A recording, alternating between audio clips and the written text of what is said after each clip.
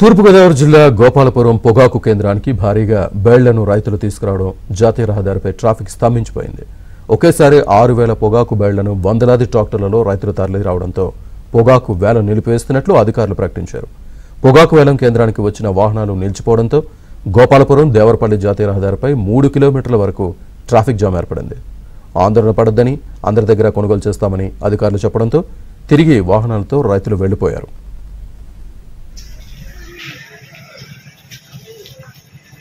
మొత్తం విలేజ్ కస్టమర్లు ఎక్కువ విలేజ్ లో ఇవ్వటం వల్ల ఇక్కడ బేళ్లు జామ్ అయిపోయి కూడా యాక్సిడెంట్ కూడా అయ్యి ఇంకా ఈ రోజు కూడా రేపు కూడా అయ్యే పరిస్థితి లేదు.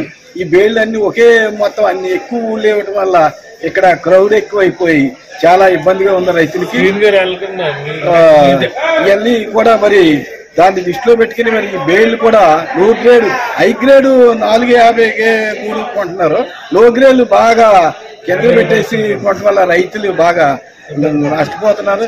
లో గ్రేడ్ కూడా మరి ఏదో రేటు కొనేది కాకుండా ఎక్కువ దోపిడీలు చేయడం వల్ల రైతులు ఈ క్రౌడ్ ఇది వల్ల కొనంత రైతులు చాలా ఇబ్బందులు పడుతున్నారు.